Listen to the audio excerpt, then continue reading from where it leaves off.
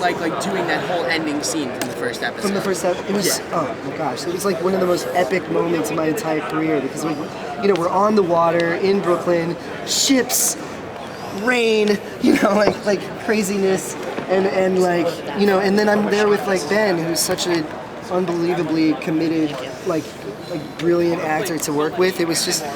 It was one of those moments where you like, part of you like steps outside and looks down and is like, oh, this is like one of the biggest moments in my life. It was the most fun I've ever had. I can honestly say. Robin, talking about episode endings, obviously we've got a big cliffhanger at the end of 3. Yeah. Yes. Can we talk at all about where that's going, or is that? I mean, we're gonna find out obviously in like tomorrow, but. Right. Well, all I can say is that we're deepening the relationship between Gordon and Penguin in the sense that like, I'm sure it's not so much like he would probably prefer that this wasn't happening, but Gordon wouldn't. But their relationship just gets deeper and deeper, and in a weird way, they both sort of need each other.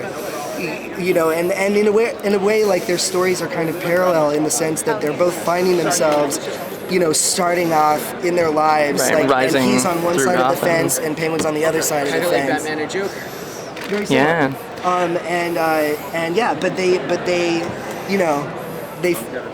Their relationship gets more and more intense and more exciting to play. Yeah. Talking also about going forward. Are there some hints in this tie?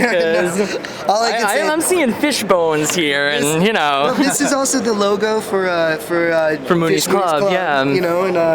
It's my homage to Fish and to Jada herself. It was just like, one of my favorite people to work with, and she's like the biggest star I've ever like had this intense of like a relationship on screen with, and like you go into it like when you're starting off and you have all these like sort of misconceptions about celebrities, and you never know what you're gonna expect, and like from day one she was just like arms wide open, like so stoked about the project, like right there with everybody, and like it's just been so awesome, and like she's like I couldn't love her more. Like, she's amazing. And your portrayal of Penguin, like the only Penguin's been done a couple other times, like by Danny DeVito, or like, but like what do you bring? Yeah, like what do you bring to that's going to be different from all the other ones that we've seen? Right. Well, I would say much like the whole show. I mean, I think we're bringing some humanity to this world, like like we're bringing some actual real like. I think human pathos to these characters that not to say that that's something that Danny DeVito didn't do, but that was just such a more fantastic world that and whereas we're like bringing a more of a world that is not reality, but is like just one step outside of it, where you can still like kind of identify with it and like imagine it sort of existing in this strange way. And so like in terms of what I'm bringing, like it's just I want him to be a real person. I want him to just be like him to make sense as someone who lives in the real world, and like the things that he goes through and his own personal ambitions make sense on a human level, and not just like a sort of a grand kind of level. Bringing more humanity to the character. Exactly, definitely. Related to that, do you find yourself at the show finding ways to reference or pay respect to the history of the character? For example, at the end of the pilot, when you came out of the river, I thought there was a little bit of the way it was shot. I'm